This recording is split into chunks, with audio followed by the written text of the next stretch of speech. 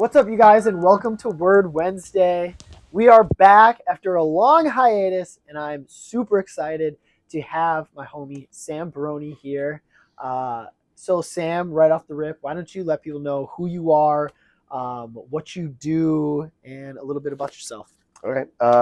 My name is Sam Barone. I'm a stand-up comedian here in Milwaukee. I also produce a late-night show called Milwaukee to the City. It's like a little key. And it's a late-night show that features three guests, a comedian, a local business, and a band, and they're all from Milwaukee. It's pretty fun. I make people play dumb games, and people perform. Yeah. We go to the businesses, and we film there, and I pretend to work there for a day. You were on it once. I was at the old location. That's how Let's watch the clip. Yeah. Run the clip. Run the clip. Oh, you've been doing stand-up. I know earlier we were talking. How long have you been doing comedy? Like, did you always know, like when you were elementary school, middle school, were you always like the class clown? Is this one of those things where like you talk to friends and family and they're like, oh, of course he's doing this? Like, is that the track? Yeah, kind of. Like, it's weird because I never really thought about stand-up comedy at all in any way, shape, or form in terms of doing it until I met somebody in one of my classes in college here at UW Milwaukee. He actually told me he's a stand-up comedian. He's like, yeah, there's an open mic tonight. I do stand-up comedy. I was like, oh, that's cool. Is that fun? He goes, yeah, you know what? You should do it. And I was like, okay. And then I did it, and that was like in 2012, I think. Okay. And so, yeah, I've been doing it ever since. Yeah. And I don't know. It was really fun. I don't know. It was before, like, stand-up comedians, like, we never really had a stand-up comedian of our generation besides, like, Dane Cook. You know what I mean? Yeah. And he was huge. He was huge. I went to go see him. At the Bradley Center? No, it was Okay. when I was living in Illinois. It was at the Allstate Arena. Okay, but was it part of like the Banff tour? Okay, what do you remember? What year that was? Yeah, it had to have been like 2004, 2005. Oh shit! So you went early. Oh yeah. Okay, yeah. So you went like, I guess that was probably right when I first heard about him. Yeah. That makes sense. I ended up seeing him in 2009 when he did like the Vicious Circle. When he did and that was when he was starting to do more like movies and stuff like that. Yeah, he was doing Employee of the Month. Jessica. Yeah, Jessica, and like we know her, Jessica. Jessica. Yeah. She's great. Go see her movies if they're already out. Have you seen her recently? No. Jessica Simpson. She is. Look up Jessica Simpson right now. Let's run to the clip. Run the clip of Jessica Simpson. Dude, I'm not lying. She's one of the people who got like everything pulled and is like, whoa. But at least, have you seen like the Britney Spears, like the recent stuff of her doing like the knife dancing? Yeah, it's pretty cool. She's not doing that. So. Yeah, she's not doing that. She's not. She doing could that. be though. Maybe she'd have more movies. So you've been doing comedy now for about 12 years. Yeah. I did very minimal like comedy sports in high school, but I know just from friends who've done comedy that there's like insane horror stories, whether it be from hecklers, whether it be just like you messing up a joke. Anything like that ever happen for you to where it's like, oh shit, this is fucked up? Yeah, I would say like there have been those moments, but like sometimes they're not as fun to like recollect as they were like in that moment, you know what I mean? But there was one, I just started doing comedy here in Milwaukee, and if you remember the Comedy Cafe that where Up Down is now, so it was at the Comedy Cafe and it was a bringer show. So that means if you were performing, you had to bring a certain amount of people to the show, like audience members, in order to perform. And it was like 9 comedians on that night.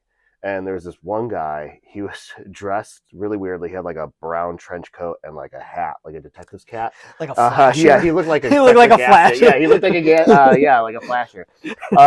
And so he was one of the comedians supposedly, but he didn't bring enough people. Okay. And so he was really pissed and like, look, man, he can't perform. And so he proceeded to get really fucking drunk at the bar. Terrifying. And then after like halfway through the show, he goes up to the host. He's like, come on, man, just put me on. And the host is like, fine, fuck it, like whatever, and puts him on. And this guy does so bad.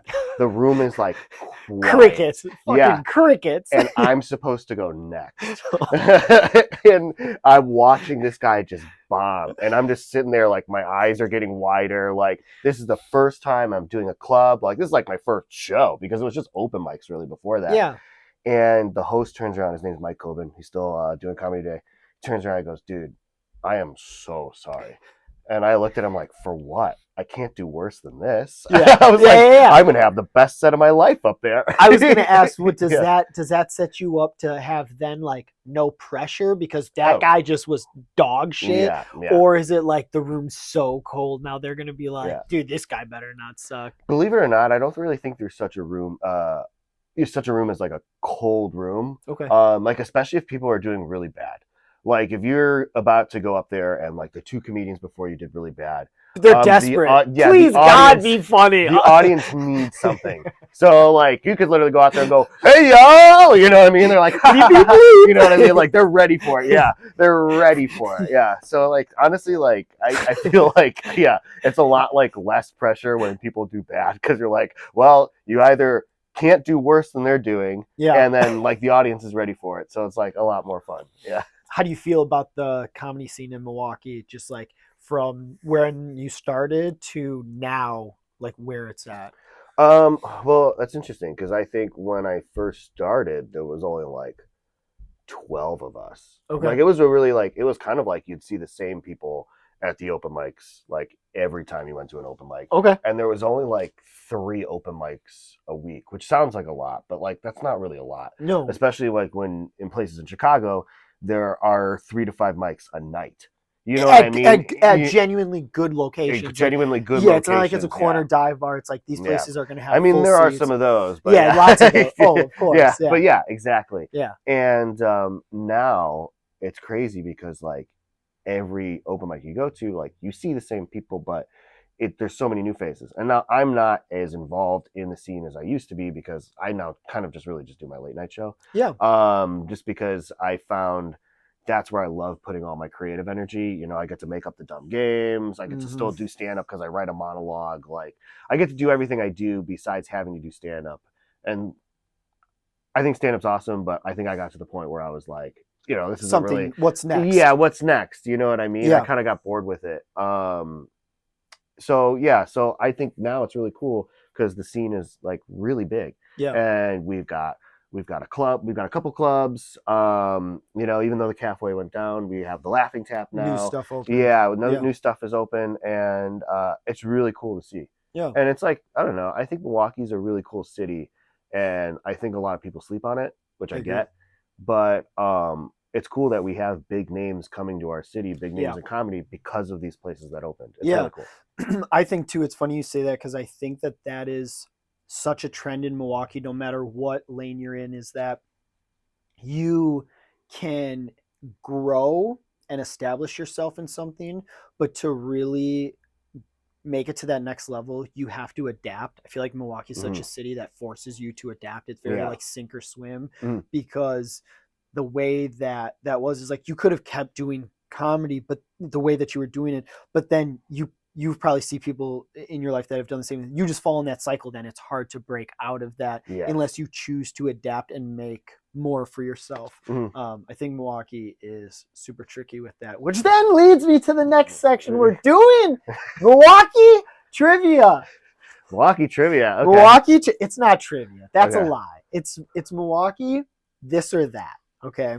I do a segment with usually the guys from the shop, maybe soon other people. I think I've seen it. We do this thing. We take things and we do matchups or we just do preferences. There's always a theme. And so today we're going to do Milwaukee stuff. Cool. How long have you been in Milwaukee? Collectively, like I would say like a little over 10 years. Okay. Yeah. Okay. Is that one of the... That's not a question. Yeah, I was about to say these facts. Give me one. Yeah, this is Milwaukee trivia. How long have you been here? 10 years. Is that Wrong! the trivia? Is that the trivia? Okay. All right. So for this or that, it's 3 questions and there's no wrong answer. And that's the best part about this. Oh, okay. Because when I was previously doing trivia, I kept seeing this look of fear on people's faces. Like, I am about to be dragged by the internet for not knowing these For not things. knowing something. That's not what we're doing here yet. So for this Mm. or that Milwaukee edition, question number 1. Okay. Who has better ice cream / custard? Cops or Leon's? Cops all day. Okay. Now, have you been to both Cops locations? Yes, and I go 3 to one. Cop. That's a lie. There's 3 Cops locations. Well, I feel like I didn't know about the third. Brookfield, Brookfield, South by Southridge, and over here on Port Washington. Yes, yeah. I go to the one on Port Washington. Yeah. Okay. Yeah. I thought for some reason that was the Brookfield one. This is gonna go badly. There's no geography questions, right? All right. Better festival to attend: Summerfest, State Fair. Ooh, gosh, that's another tough one too. Summerfest would win if it was still the same format as 1 week long, instead of every weekend. Yes. Okay. But now that it's every weekend, State Fair. Okay. I can't make all of them. Like that's fair. You want me to clear 3 to 4 weekends to go see stuff. To go see Summerfest, to go see. I think that's why Summerfest is kind of hurting, because how do you have out-of-state vendors come in and really profit when they're only there for 3 days? You really have to be there for the 10 days. Yeah. I grew up doing Festa Italiana with my mom, and it was 4 days long. It's a big fest. And it was fun. It used to be phenomenal. And same thing, there was just kind of this shift in the way that they did it. Mm-hmm. And then things kind of started falling apart. So it sucks. I've heard they're going back to the 10 days straight, though, which I hope they do. For Festa Italiana? Oh, no, sorry. For Summerfest. They're going to go back to... No, they announced it this year. Already? Yeah. It's the 3 weekends? And they actually... Mr. Smiley, goddamn it. I'm going to tag him in this and have him read it. Yeah. All right. And I think I already know this answer for this last one. For this or that, question number 3 is, who is the more slept on local sports team? The Milwaukee Admirals or the Milwaukee Wave? The Milwaukee Admirals. I mean, it's bad that, like, I work for the Admirals, so I know this is biased, but it's bad that hardly anybody goes to Admirals games. Even less people go to Wave games, which I think is, like... criminal. Yeah. I mean, I guess it'd be fun. Did you know that the Wave have won more championships than any other team in Wisconsin? No, I did not know that. But isn't there only like 12 teams in their league? Oh, no. I mean, in the terms of, yes, that is true. Nonetheless, they have won. They've won. I think they won like 8 years in a row, the like championship. But cool. But I guess that's not. Yeah. Okay, you know what? Right. I probably did know that because I look at those banners, like, every day that I'm at work. But whatever. Go Admirals. Go Ads. Hashtag pesky ads. All right. So let me ask you, since we're talking about Milwaukee stuff, some like Milwaukee lore, if I may, or surrounding areas. Did you ever look into any of the like haunted Wisconsin stuff? Yeah, like I know a few stories, like Hauncyville. Yeah, I know. Okay, so have you heard about Hauncyville? Have you ever been? No, I've never been. Okay, so for those of you who don't know, the story of Hauncyville allegedly is that a long ago in like the 19... Okay, if you explain it like that, it's going to be bad. Yeah. They're people, buddy. They're human beings. In a land far... No. So in the 1940s... So supposedly in the 1940s, there was a traveling circus. There was an accident that involved a group of little people that have dwarfism. I didn't know about the accident. That's not the story I read. No, I just heard that they lived there. They retired and they lived there. So apparently the ringleader died. And there was talk that it was an accident. There was talk that maybe one of the little people accidentally supposedly killed him because of an issue, because of a pay discrepancy. So they were arguing back and forth. Supposedly this guy killed the ringmaster, and all the people that had dwarfism left the circus, and they were worried that they were going to be thrown in prison or thrown in jail. Yeah. So allegedly they got a bunch of other people to form like a commune, like in the woods of like Muskego. Yeah. And This was like so big when I was in school, like so big, so many. Okay, that's not meant to be a joke. That's not fun.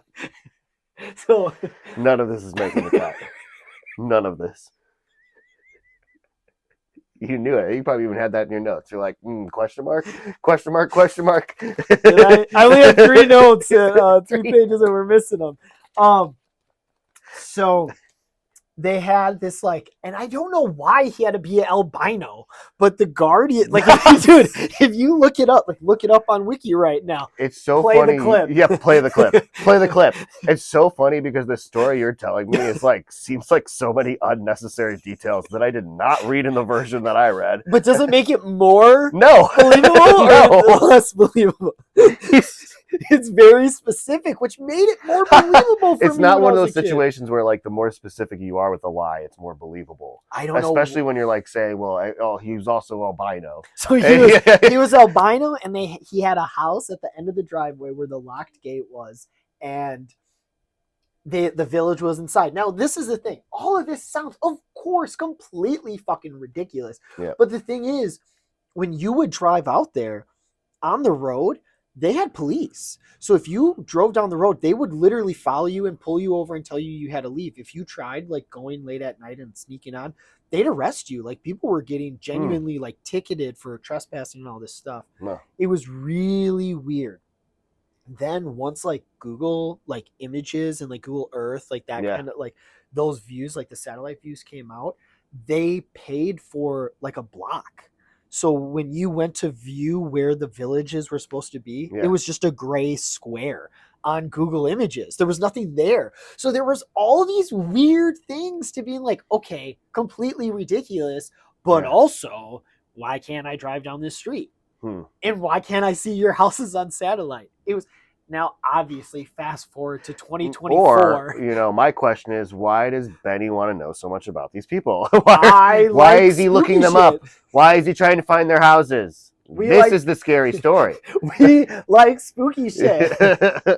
So I believed it as a kid because my sister, Gianna, my oldest sister, came home one day and was in like a panic, and she was like, we tried going to Hauncyville, and like her boyfriend Jose and this other guy like ran up to the house to like knock on the door and asked if they could like go through the gate, because the rumor was the albino dude had a shotgun. I don't know if it was the same shotgun for all these years, what happened, but apparently he had a shotgun and he would shoot you if you tried going on.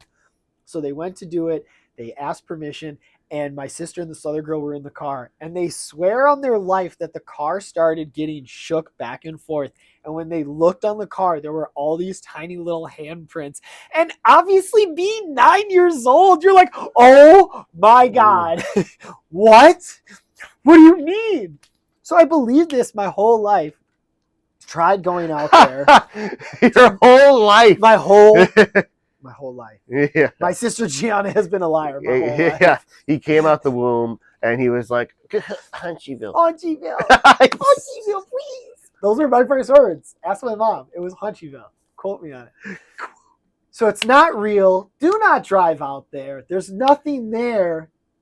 Or did they pay me to see this video sounds about run the clip. Run the clip. Yeah, you're just getting paid. Hauncyville reality. So they paid you not to tell anybody, but you're told the whole entire story. The worst money they've ever spent.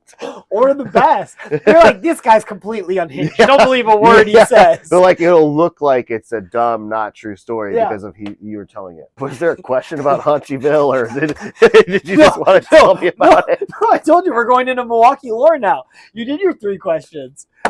We're just talking about Milwaukee things. It's not even Milwaukee. It's like Wisconsin. And surrounding area. You know why? Because we're talking to Wisconsin's best host of the late night show. Tell us more about the late night show, Sam.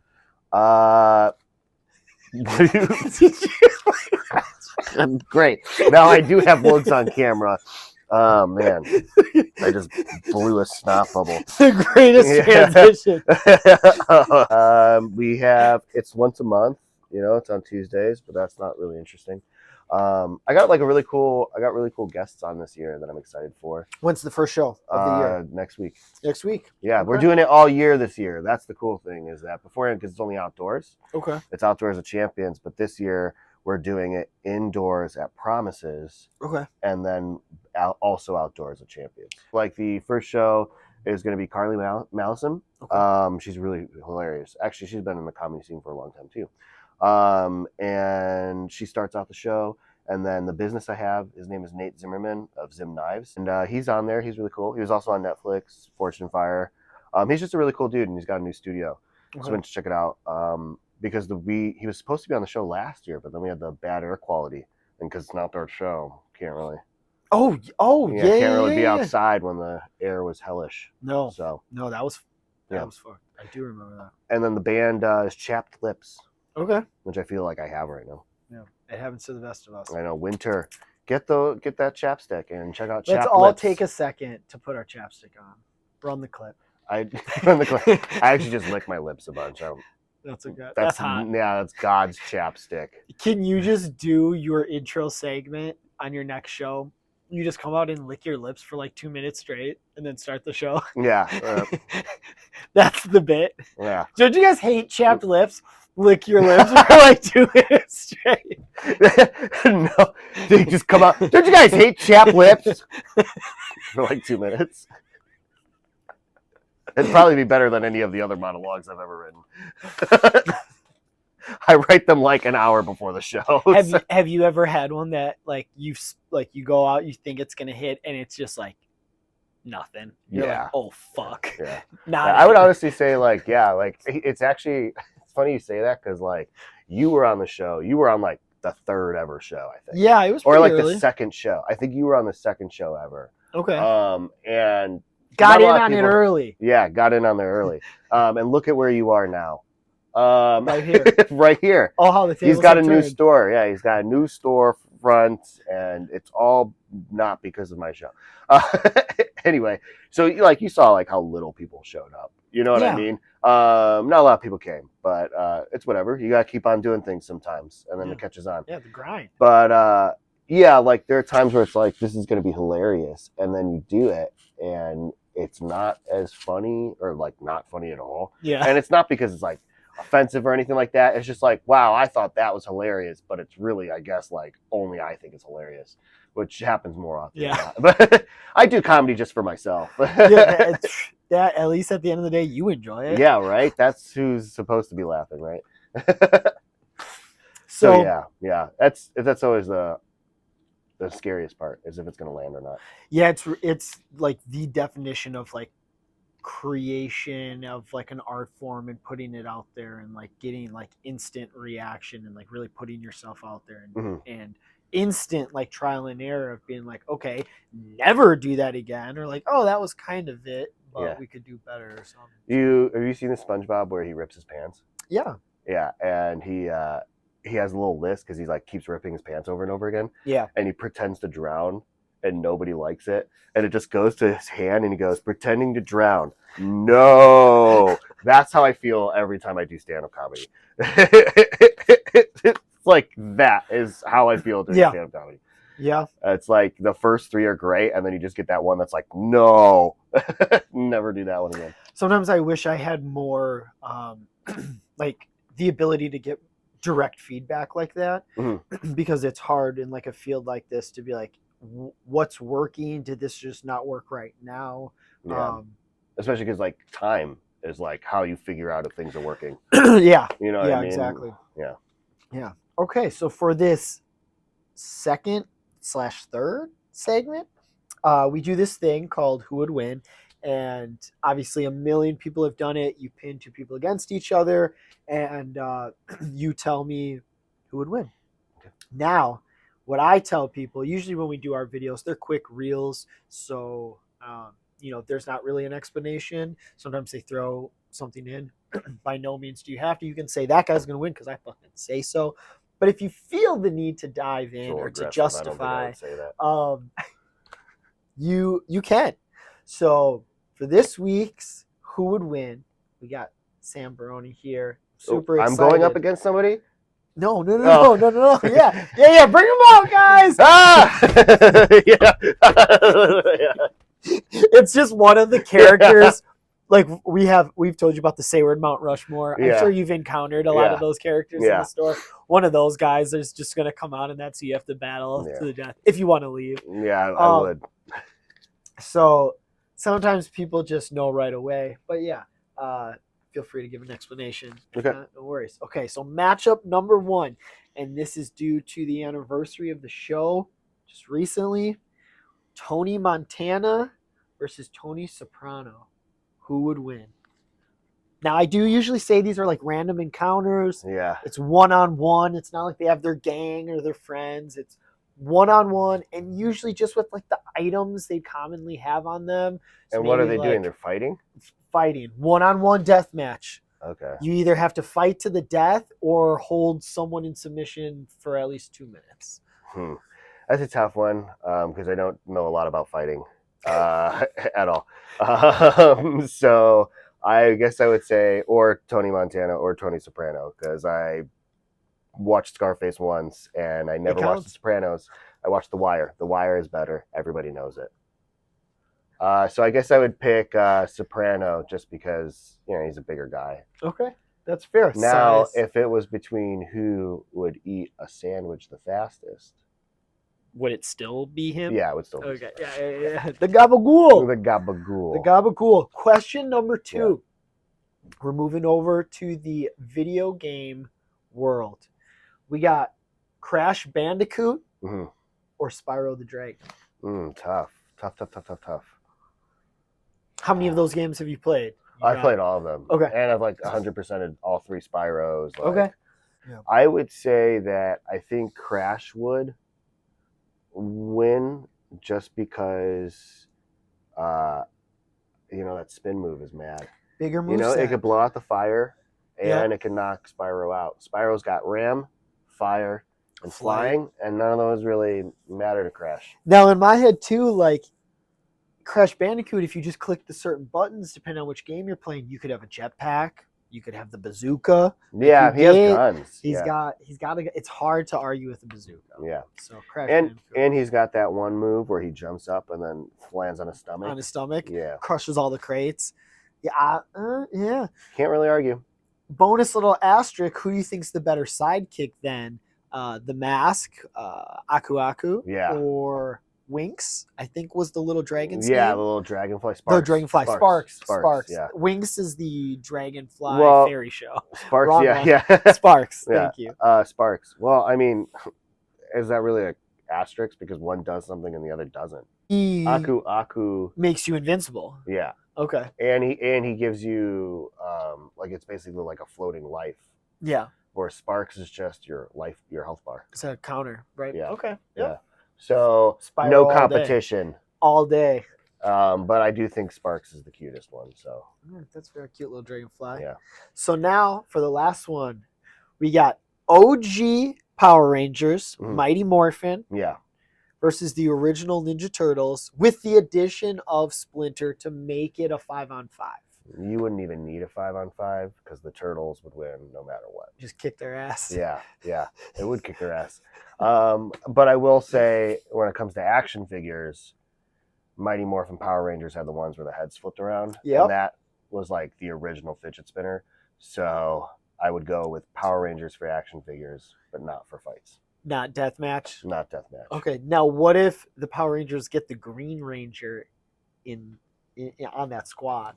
Still nothing? Still nothing. That's fair. Don't underestimate the power of pizza. Okay, that's true. Cowabunga, dude. Cowabunga, dude. Yeah. What can I say? I will trust anybody that eats junk food and fights over people that don't. That's fair. Now, the last question I have is one that is as old as time and always causes a heated debate. Yeah. We've put it on our story multiple times, and almost every time it's very, very close to 50-50. Goku, Superman. Ooh. Well, that's tough because I feel like Superman just has his powers because they just didn't know how to him. write. Yeah. Just wrote him that they way. were just like, all right, what's this new adventure? We'll give him this power because it's convenient. You know what I mean? So I would say Goku, just based on pure like fighting. Yeah. Because Superman also like he does his best to like not fight. Yeah. Most of the time. Well, you know he's what not I mean? like a fighter. Yeah, he's It's just like an weird, invincible thing. You know what I mean? Yeah, like, it's just I feel like people forget that too. Is like Yeah. when you look at him, he's like, dude, you never see him doing like skillful things, or like he Right. doesn't know like jujitsu or No, like, no. you know, none of that stuff. Like Yeah, he Muay doesn't Thai. know any like martial arts or No, anything. he's Yeah. just like, I'm coming in. Yeah, it's literally just the one like straight arm punch. Yeah. Like, you know what I Ice mean? breath. Yeah. And I don't know, were you, so did you like, obviously we've talked about this, you love cartoons and Yeah. everything else. Did you like Superman cartoons when you grew up, like growing up? No, I mean the cartoons I was watching were like, I never really watched any like superhero cartoons. Okay. I guess there was like I didn't even watch like the like animated Batman series or anything like that. I was watching like Courage the Cowardly Dog and stuff like Okay. that. Okay. Way more like early 2000s, like Cartoon Network type Yeah, stuff. Cartoon Network over type like, stuff. Yeah. Over like late 90s, like WB stuff. Yeah, Okay. yeah. If I Okay. was watching anything on WB, it was like the Animaniacs. Okay. Yeah. Yeah. I did like Teen Titans though. Teen Titans. I was in high school when that came out though, so I liked it a lot.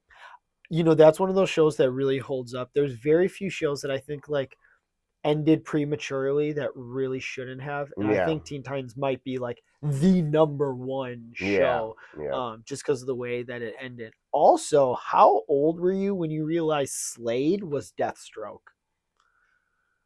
Today. Are you serious? Yeah, today.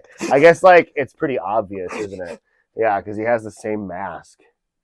Yeah. And powers and weapons. I don't know how I never put it together. Well, because they named him Slade. You know what I mean? It's like, oh, that's Deathstroke's name, Slade Wilson. Oh. Which makes me feel even more stupid. I feel really dumb. Right I just said like how much I liked the show, and I loved it. The biggest thing. I was probably like 26, and I was at Comic-Con, and there was this guy, and he was dressed as like very clearly like a more like aggro like one. He's got like all the armor and like the sword and all this shit, and he was posing with the Teen Titans, and he was like pretending to kill him, and everyone was like, oh my gosh, just like the show. And I was like, oh my god, if only he would have dressed it. And I like connected. I'm like, oh my god. I imagine like the camera's panning around you in the circle, like as numbers are appearing above your head, and you're like, oh my god. No, you know what it felt like? You know when you've seen Ace Ventura? Yeah. Finkel is Einhorn. Einhorn is Finkel. Finkel is Einhorn. I was like, Slade. Yeah. It's Deathstroke. Deathstroke is Slade. Yeah. What? And I'm like, Slade Wilson. I knew that. Why am I an actual dummy? I was like, oh my god. Yeah. It's also because he was like so aloof in the show until like, towards the end. Yes, the mask. You rarely it was him. always like he'd finally catch him take off the mask, and it was a monitor. Yeah. Well, and like wasn't like sometimes too like he was mostly in the shadow, so like you couldn't really tell that the mask was split. Yes. You thought it was the shadow the entire time. You know Correct. I mean? But it was like the shadow, but also painted. Yeah. It was weird. Yeah. Good show though. I hate Teen Titans Go. Teen Titans Go. My kids love it. There's a couple episodes that are like, oh, it's funny. Yeah. But it's Animaniacs. Yeah. But you took something so great and had a very good like serious tone and was made for like young adults with really good character development, and it was almost like they did it as like a troll, you know, like you brought Teen Titans back and that's what you gave us. It was criminal. I think like there's a lot of I don't call them anything, but like I sometimes like there are new cartoons that come out, and I like cartoons, like I'm a cartoon guy. Sometimes there's new cartoons that come out that they're just loud in a lot of ways. Like there's constant noise, the colors are really loud, like the animation is like really loud, like you know what I mean, like it kind of like hurts to watch, or like I'm overstimulated just watching it. And that is definitely one of those shows where it's just like I am overstimulated. Same thing with like Gumball. I was gonna say Gumball, which is so cool. It's a cool looking show. Yes, I'm half and half. There's some episodes where I'm like, wow, this is they did animation wise, they did such a good job. You can't take that away. But at the same time, like, holy shit, no wonder why all these kids are ADD and like, can't handle anything and like have the attention span of like a grain of rice. Because Like, it's just like ping, ping, ping, ping, ping, ping. The storyline, it's just like everything's ping ponging off of each other, and it's just a lot. Sometimes. It's like, and it's like old SpongeBob versus new SpongeBob. Yeah, like old SpongeBob, like a lot of the jokes were just silence, and that was the joke. And I feel like new SpongeBob, there's never a moment of silence. There's always a noise. There's always a noise, whether it's a song, a sound effect, someone talking. There's always noise going on. Yeah. It's crazy. Yeah, because the kids like always have to be stimulated. Yeah. And I'm sure like obviously I don't know our about parents probably said the same thing. Yeah. You know what probably, I mean? Like, oh, these fucking cartoons. Yeah. I mean, it's they all got cyclical, the boinks right? and the zips and Yeah, the the boinks. I remember when they just stepped on rakes, and that was the joke. That's all you needed. That's all you needed. Back in my day, Wile E. Coyote just held up a sign. Yeah. Like, there were no sounds. Sounds? What do you mean sounds? You mean zounds! Exclamation mark, right? Yes, exactly. Like, yeah, it's so weird. It's so it's a bit much now. Yeah. But hilarious though. What's your favorite cartoon? Ever? Yeah. Or currently? I guess like ever. Yeah. I guess what's your favorite cartoon ever? I will say my favorite, like I'll have to say just right off the rip, it's a tie #1 between original animated X-Men and original animated series Batman. That animated series Batman is really good. I've never watched a cartoon that has such genuine like character development. Sad. And oh my gosh, I can't remember her name. I feel bad. But the actress who played Harley Quinn. Yeah, she's really best too. And that's why Mark Hamill said he'll never do the Joker again. Yeah, because he doesn't want to do it anybody up. And I understand that it's an iconic situation, so you can't have one without the other. But just the character development, the stories, like they treated the kids watching it like they made you feel like it was an adult show. Yeah, you know, it was dark. There's so many guns and killings and really intense storylines, and I think that it just opened me up to want to read comic books and like I don't know, same thing with the X-Men, just the character development. I really just like resonated with like Wolverine's character. I really just always liked Wolverine's character. He always just was like you know, once more of the storyline came out about how many like lives he lived and the turmoils he's gone through, I love it. That's why I like Batman too. I like, you know, more superhero characters I can like relate to on like a darker sense. I'm just imagining like a tiny penny going, wow. Yeah, literally. I was drawing, dude. I was always like that. Like I was always drawing in my sketchbook, and like I'm the youngest of 3, so for me to even be able to like dictate what was on TV was like really rare. Yeah. So if I had like my pick for the day, it was like we're watching X-Men or we're watching Batman, and my dad was always into it. So thankfully I had him being like, yeah, we're gonna watch this, guys. Like this is what it's on. So yeah, those were definitely my top 2 for sure. But then I fell really hard. Dragon Ball Z was the first show that I remember sprinting home from school to beat my sister so I could so I could run home and turn on Toonami, because I was like, I have to watch Dragon Ball Z. I have to know what happens. It was fucking 30 minutes of him just going, ah! But I was like, oh my God, this is changing my life. I'm basing my whole persona on this for the next 5 years. Like, it's like literally how it happened. One day I'm going to open a vintage store that's going to sell t-shirts with you on it, Goku. Yeah. There were kids in my elementary school that watched Dragon Ball Z. And they would stand on the playground and go, Kamehameha to each other and like pretend to blast each other.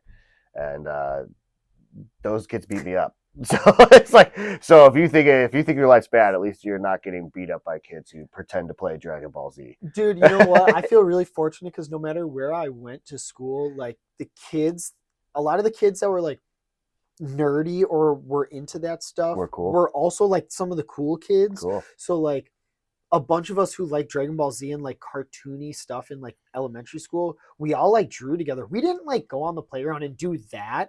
We all still played like Foursquare or basketball. Yeah. No, I guess maybe that kind of stuff. I just was like, that stays in closed doors. Like, if you want to go Super isn't Saiyan, go in your bedroom. Where this is going to turn into a Star Wars kid situation, all Yeah. right? We are doing this alone. Yeah. Where Yeah, nobody yeah. else sees it. I go home, I'm Yeah. turning on Linkin Park on my cassette Yeah. player, and I'm sitting in my room like, ah, Yeah. and my mom's like, shirt off, like, yeah, like, oh yeah, all like 78 pounds Yeah. of me, like, oh, flexing. And my mom's downstairs, like, cooking pasta, like, shut the hell up. Yeah, yeah. Like, Are you okay? Yes. yes, I'm almost there. Yeah. It was bad. There was like genuinely a period in my life where I thought that, like, if you trained hard enough, it was possible to shoot energy blasts out of your hands. I'm like, it's on TV. Wow, what a do you mean? mindset. I wish I could go back to that mindset. So what are your favorite all-time? I need to know yours now. Your two favorite or one or top couple? My top cartoon is Bob's Burgers. Okay. I could always put, I've got Bob's Burgers tattoos. Yeah. I've got, I just really like Bob's Burgers. I could, like, it's one of those shows where, like, you could start a line and I could finish it without even, like, thinking about it. And not like, I know everything about Bob's Burgers. It's just like, I've had it on so much in the background. And, like, I've just watched so much of it. Yeah, it's like I could just do it. You know, my buddy actually got, like a talking burger for Christmas from his wife. And you press a button and it says a line from the show. Yeah. He would play it, like, because we would play games online with each other because he lives in Nashville. And he would hit the button and I'd be like, episode blah, blah, blah, blah. Like, it, sure enough, it would be like, yeah. So that's, like, I'd say I have to say that's my favorite cartoon because that's the only cartoon where I could, like, do that with it. Okay. But growing up, I would say, God, there were so many. But I think my favorite cartoon was Hey Arnold. Hey Arnold, like, I don't know what it was, but I think Hey Arnold and SpongeBob, because SpongeBob came out when I was in 4th grade. Like, it was crazy when that show came out. Hey Arnold was, like, one of those shows that I didn't realize, like, it was teaching me a lot on how to be a person. And you didn't really realize it until you watch it later and you're like, damn, like, what the hell? Deep. Yeah. Deep stuff and, like, it's not even, like, deep, like, it's deep, but not deep, like, you know, oh, like, you know, he doesn't have parents, that's why it's sad. Yeah. Like, no, it's, like, deep because it's, like, you know, for example, he lives in the city, he lives in this boarding house, which is, like, you know, like an apartment complex type thing. That's and Mr. Kim, like there's, like, an episode about Mr. Kim and how he immigrated to the country. Yeah. And, like, you're watching this as a little kid and you're like, oh, that's a cool story. And, like, you don't really realize until later on, it's like, wow, like, you know, like, this was, you know, as a kid in the suburbs, like, this was my exposure to, like, how diverse cities can be, right, and how diverse life is, you know, and, like, understanding, like, empathy and just like the struggles of other people and like the journeys that other people take. That's a show that I feel like treated the childhood audience like we weren't children. With respect, yes. Yeah. It's actually very funny you say that. There's a documentary called The Orange Years on Hulu where it's about Nickelodeon. Yes. And I don't know if you knew this, but Nickelodeon was a company started by all women. And they wanted to make a kids network that they literally said in the documentary, like, we wanted to treat kids like as people. Yeah. Because every other kids show that came out was, like, almost like talking down to kids or, like, just trying to sell them something that, like, they weren't really. And that's, like, they said, like, we wanted to be the first network that treated kids as humans. Yeah. And, like, just dealt with them as humans. They did. Yeah. And they did. So, like, I don't know. I just think there was a lot of shows on Nickelodeon that, like, growing up at that time, that was like, wow, I didn't realize how much this influenced me until, like, I'm cooking and I say a line from fucking Hey Arnold that I haven't said in 20 years. You know what I mean? And it's like, that's still in here. And I love that they continued airing those shows for so many years, because I remember being, like, 19 and living on my own and, like, having cable and, like, turning it on and be like, oh shit, they're still showing Hey Arnold. Like, this shit was on 12 years ago. And it was like, well, thank God they're still showing it, given what's being put out now. Yeah. So, yeah, I think Nickelodeon did such a good job. And I think Cartoon Network took such a good lesson from them. I know. And they created, like, okay, Nickelodeon, we'll take it from here. Like, once the Nickelodeon kids are, like, 13, 14, so many of those kids went to Cartoon Network because the Cartoon Network had Toonami, it had Adult Swim. They had a lot of more, like, just cool shows. They had the anime, the Dragon Ball Z, Sailor Moon, Gundam Wing, Techimuyo, like, so many cool shows. Well, and it was all cartoons, where Nickelodeon was more, like, they started doing the game shows. But I loved those game shows. Legends of the Hidden So Temple like Phenomenal. slaps. Like, Phenomenal. Shout out to the Silver Snakes. I always pick them. Silver They Snakes. never won. They never got to like Purple Parrots. Purple Parrots, yeah. What else? Orange Iguanas. The Green Monkeys. What's the something Barracudas? Blue Barracudas. Blue Barracudas. Yeah, Blue Barracudas. Yeah. Purple Parrots. Yeah, I think that was like all of them. Yeah, Red Monkeys. You already said, right? Yeah, Green Monkeys. Green Monkeys. Yeah, Who was and the then Red Jaguars. Red. Okay. Yeah, Red Jaguars. Yeah. I don't know why I know all of this. Please, Nickelodeon, bring it back, and I'll tell us all the teams. Let me be Kirk Fogg. I can be Kirk Fogg. Okay, I don't look good in khaki shorts, but maybe I could wear pants. Is he still alive? with I have us no idea. today? I don't know. Yes, and he's albino, and he controls the Hauncyville houses. Run the clip. Run the clip. Kirk, run the clip. Wait, what was the one? Figure It Out with the big head. Yeah, Figure It Out with Summer Sanders. Yep, big head. God, I remember the dumbest things. I loved. Dude, Global Guts was a show. Guts was the craziest show. People sold their aggro crags online. You know, the piece of the crag, the glowing piece of the rock. My favorite is like when it didn't glow. These kids like climb this freaking mountain and they're like getting pelted in the face by like Nerf footballs, and they get it and they're like, yeah, and this thing's like is like a gray slab. You know what I mean? Where when you watch the intro to the show, it's like lime green, glowing, smoking. Yeah, it like says your name, dude. My thing is too is like going back and like rewatching and then like hearing behind the scenes stuff was like that whole thing was filmed in like an hour. So some of these contestants, like they were like 13-year-old kids. They were fucking exhausted. They were like, do this challenge, do this challenge, do this challenge. Oh, okay, now because it was like an experience at Orlando Studios. Like you went there and you watched it. Yeah, and he picked you from the audience to be the contestant. Like that's the craziest part about me. Not about me. That's the craziest part. I was saying, were you on it? I was on it. I was saying, that's how I know all the teams. That's because I was on it. I was saying, wow, this is the craziest. No, that's the crazy thing about it is like it was like everything just seemed so haphazard back then. You know what I mean? It was like, yeah, it's a kid's game show. Get over here. I don't know. What about that kid? Like, don't even know if they have any allergies or anything. You know what I mean? Like that kid, you know. My favorite pelts him in the face with foam footballs. My favorite was when they would like pair kids up and you could tell that they didn't like think about it or like pre-screen it, because like it would be like Legends of the Hidden Temple and you'd have like two kids that are like 4'1" next to the kids that are like 14 and they're like 5'1". One kid's got a mustache already. And well, that's so funny you say that because like I don't know. I think it was like because it was always the last team in the line. But I told you I always chose Silver Snakes. Yeah, it was always the last team they announced. They must have been the last kids picked every time, because every time it'd be like, come on, Silver Snakes, come on, Silver Snakes. It'd be like two dorky looking kids with glasses the size of basketball. I'd be like, come on, I remember watching it with my sister because she always chose Purple Parrots, and she's like, yeah, Purple Parrots, they look good. They're like 13-year-old jocks. Yeah, I'm like, come on, Silver Snakes, come on, Silver Snakes. Damn it! It's just like some kid who's picking his nose. This shirt's tucked into the khaki shorts that they had to wear. Like he's the only one wearing a helmet. I'm like, what? How do you pick this kid? It's like Gertrude and Ruby. You're like, oh Christ, God, that was the first show that taught me like never gamble. I was like, I can never gamble. I don't know how to pick winners. This is dog shit. Yeah. I always had to have a second team because they never made it past the first round. So I was like, Silver Snakes, and then I guess Blue Barracuda. People said too in some of the behind the scenes that like the people that grabbed them, like in Legends of the Hidden Temple, like at the end, the like Mayans or Aztecs or whatever they were. The Temple Guards. The Temple Guards. That's what they were called. Thank you, the Temple Guards.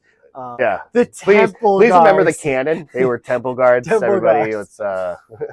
That some of them not only like got physically hurt because they grabbed these like 10-year-old kids so hard, but some of the kids reported like pissing themselves and because it was like scary because it was like actually terrifying because you're like you're doing like a like imagine trying to put together this silver monkey, monkey. And if you look at that course, like when they show the full thing, dude, that thing is huge. It's like 12 fucking rooms. And you have like 2 minutes. Yeah. The craziest part about it is they filmed all of the episodes at once and then aired them.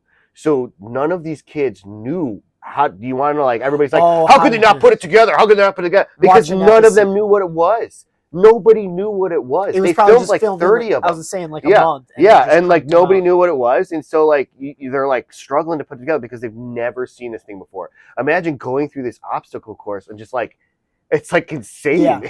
Yeah. And then like some guy comes out. Some grown half-naked man in the dark shadow. The craziest one was where you had to get in the thing and you had to pull down the levers because they could grab you. Yeah, and then like the kids were like, like the thing spins and around. Then they would just disappear. Like kidnapped. Yeah, like of course it's scary. Yeah, you walk through Nickelodeon. There's all these like missing children posters.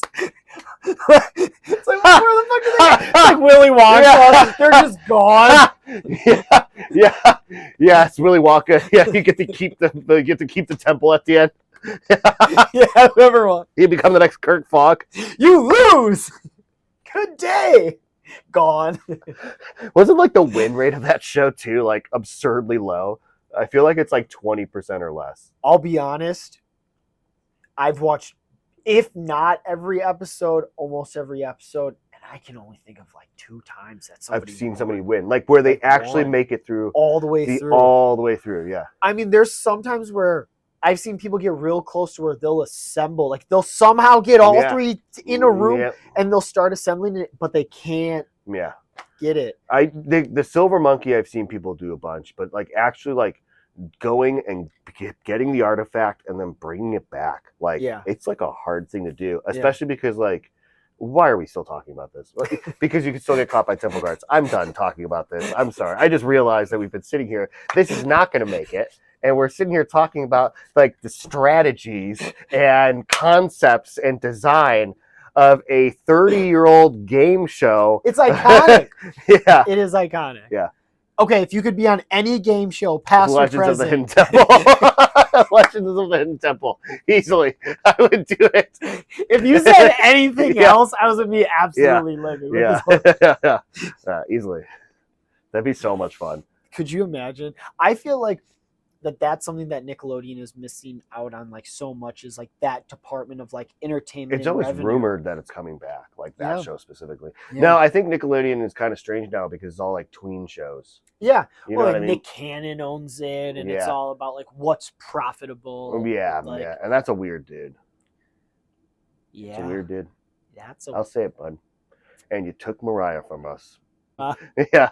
My 12 fans are going to talk badly about Nick Cannon now. So, Sam, I appreciate you. I appreciate being on here. Let me know, let them know, let everyone know what you have coming up, what's going on. Talk to us. Next show is February 27th. Once again, Milwaukee to the city.